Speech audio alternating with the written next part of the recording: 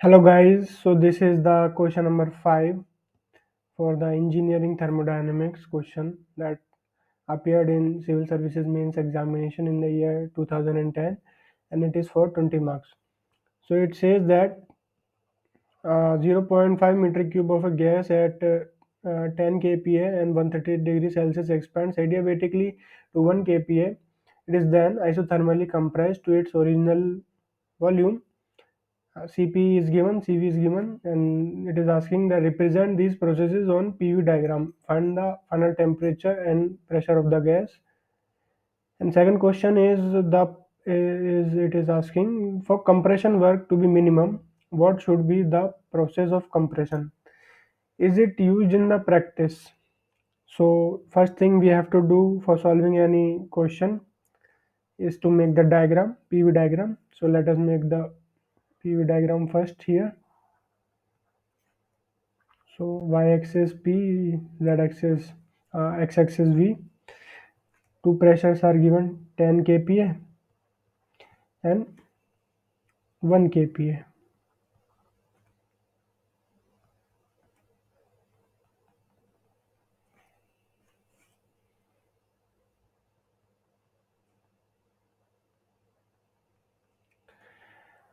Thus, this is the point 1,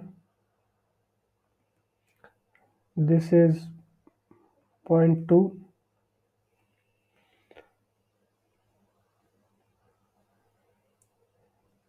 this is point 3,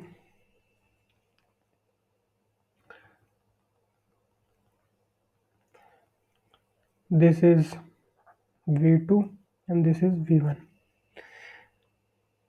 Now we have represented these two processes. Now Cp is given and Cv is given.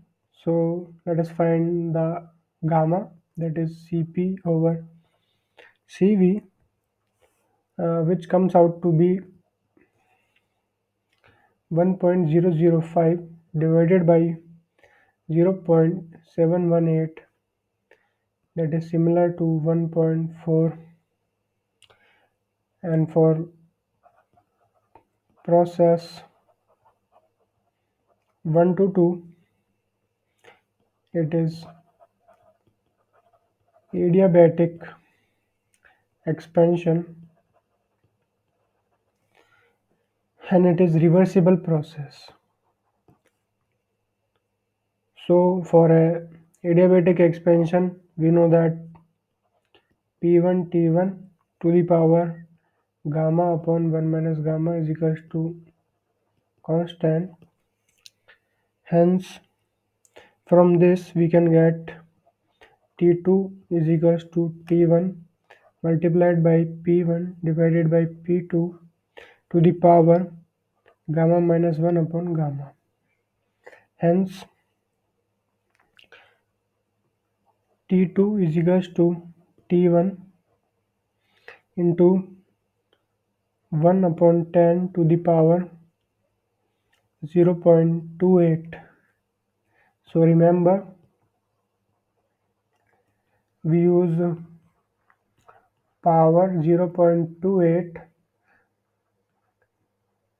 in expansion. Thus T2 is equals to 403 multiplied by 0.1 to the power 0.28, that comes out to be 208.73 Kelvin. Also we know that PV to the power gamma is equals to constant. Thus we know that V2 comes out to be V1 multiplied by P to the power P1 raised to the power 1 upon gamma. Hence this turns out to be 0.5 multiplied by 10 to the power 1 upon 1.4. This comes out to be 2.59 meter cube.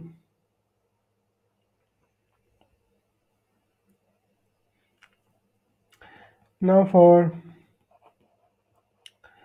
Process 2 to 3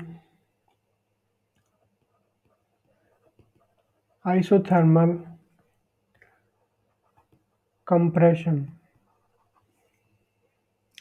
It is isothermal process, so T3 is equals to T2, that is equals to 208.73 Kelvin, and PV is equals to constant, thus P3 is equals to P2V2 divided by V3, and V3 is equals to V1, so P2V2 divided by V1 is equals to 1 into 2.59 divided by 0.5. Thus, P3 is equals to 5.18 kPa. Now the thing that was asked in the question was final temperature and the pressure of the gas. So we have found T3 as 208.73 Kelvin and P3 is equals to 5.18 kilopascal. So final stage P3 is equals to 5.18 kPa. T3 is equals to 208.73 Kelvin and V3 is equals to 0.5 meter cube. Thus it was a very easy question. Now the second thing is, now which thing is better for compression? Now we can see that the slope of isothermal process is less than that of an isoentropic adiabatic process. So in a PV diagram, if we make a PV diagram here, this is an adiabatic process from process 1 to 2, and this is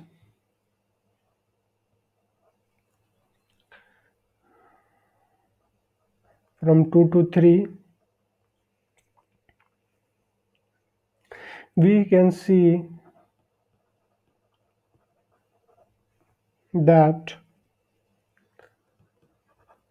slope of isothermal process